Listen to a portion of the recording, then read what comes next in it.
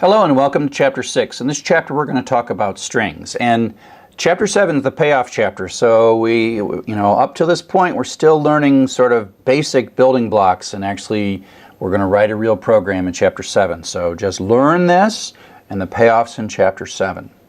So we actually been using strings from the very first lecture, because if you print hello world, well, that's a string. And so we've been doing things. This slide here is all review. We use plus to concatenate strings. We use print to print them out. Print's just a function that takes as a parameter something, strings, integers, etc. We can put digits in strings, but we can't add to them.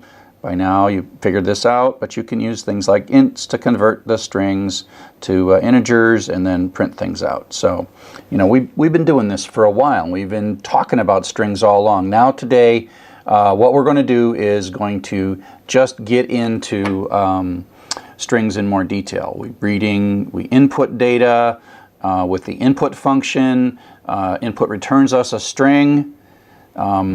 And if we want to input a number, we have to run some kind of conversion, like we have to do an int before we take this data that we read from input, And so there's things that we've got to do, and we've been doing all these things in programs so far.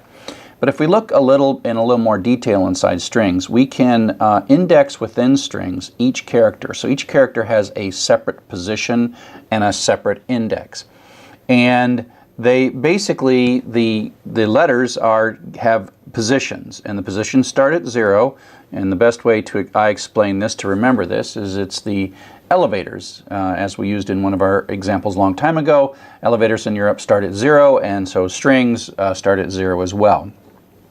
Turns out in the old days there's some efficiency with the notion of lists of things starting with 0. These days the efficiency isn't the issue, but there's a certain elegance starting at 0, even though intellectually you might think 1 would be the first character in the string. Might make most sense to be sub 1, but it's not, it's sub 0. But just remember that. And so we have this operator called the index operator, and it's square brackets. So, fruit is a variable that contains the string banana, and then fruit sub 1 is the character that's in position 1. Now that actually is the second character. I'll keep reminding you until I get tired of reminding you. And so that assigns A, the letter A, into the letter A into the variable letter. Of course, that's a badly chosen. It's either a well-chosen variable name or a badly chosen variable name. And the thing that goes inside this can either be a constant or it can be an expression. So this is x equals 3, and then fruit sub x minus 1, well, that means 2, which is position 2, which is an n, and so that gives us an n. So the index is an operator, and you can add this bracket syntax to the end of a string variable. You can't index beyond the length of the string. So if I say zot sub 5, well, there's only 3 characters, which means 0, 1, 2, but sub 5 doesn't work. And of course, we get a happy little trace back. So you have to be careful when you're starting to pull stuff out of strings. Although some of the things allow it, some of them don't, and then you'll kind of get used to that. We can ask how long a string is. And so we use the len function. We pass the string variable, and we pass it into len as parameter, and len gives us back the length of the string, not the position. So it's 0 through len minus 1. So it's 0 through length minus 1. So length is just another function that we've been doing functions now for a while. You pass in a parameter, and then len does some work, and out comes 6, and that goes back into x, because the function has a residual value. It just happens to be a built-in function. And so, somewhere deep inside Python, there is code that takes this, and somebody wrote a loop or looked something up, and then returned a return value and sent back a 6 to go into our x variable. And so a function is there, and like I said, we've been using this for a while. Another thing we tend to do is to look through strings and look at strings and dig data out of strings. Python is excellent for doing sort of these kinds of lookups. And so we can write a simple loop. We can write a for loop that creates some kind of a iteration variable like index. And given that we know that these positions are 0 through 5, we can set this to be 0.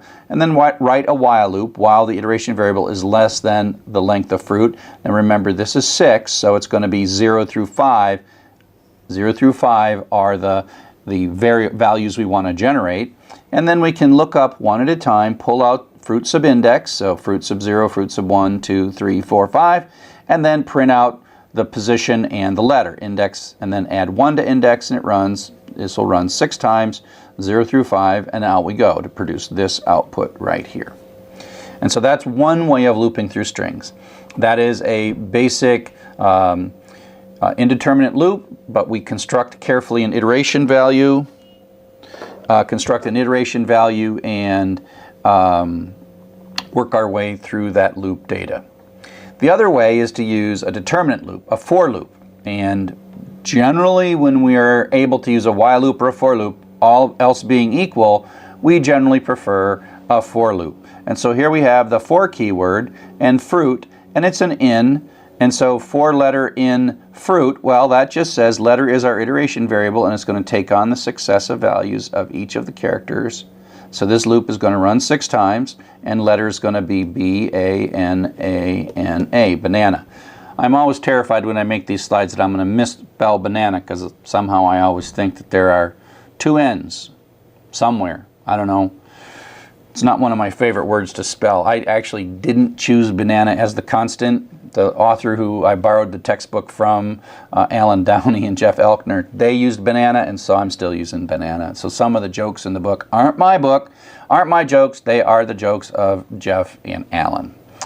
So here are just 2 equivalent, so you can have the while loop. They sort of both do the same thing. They both just print the letters out one time through. Each of these loops runs 5 times. But you can see how the determinate loop, the for loop, is a prettier loop, unless you truly somehow need to know this number as you're going through the loop. But if all you're doing is going through and you want to touch in order each of the characters of the string, you then simply write a for loop, because it's more elegant. The less code you write, the less chance there is for you to make a mistake. And so the fact that these are equivalent, this is 2 lines of a loop, and this is 4 lines of a loop, that's twice as many places as you could make a mistake, because you might, misspell index or something. I mean, why even make an iteration variable if you don't need to make an iteration variable?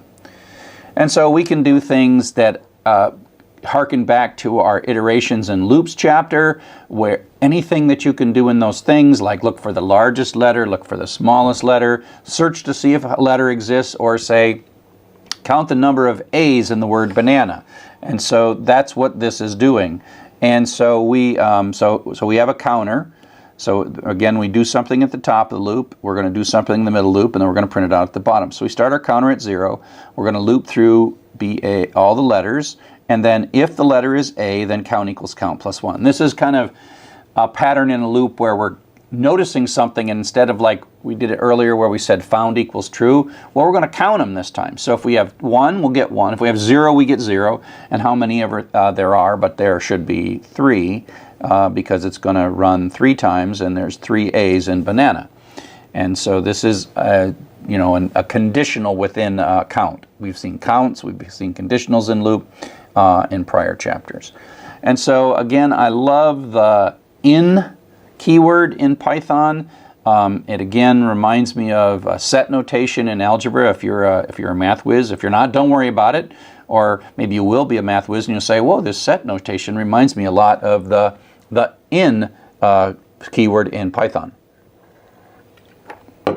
So again, it's for iteration variable letter. Again, don't get stuck with letter. I just happen to be using it here in banana. And that is for each character in the string banana. Run this loop once, changing the variable letter to be the particular character that we're pointing at. And so it's taking care, for is taking care of a lot for us, right? And so this is sort of this really smart for loop.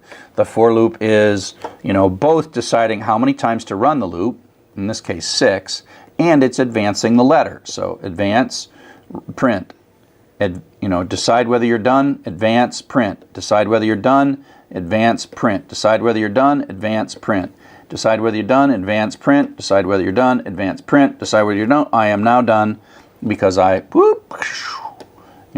done with that particular string. And so you can think of the for as, magically doing all of this for you, of both deciding how long to run the loop, when you're done or not, and moving down through all the successive letters in the loop. So up next we'll talk a little bit about additional things that we can do with strings.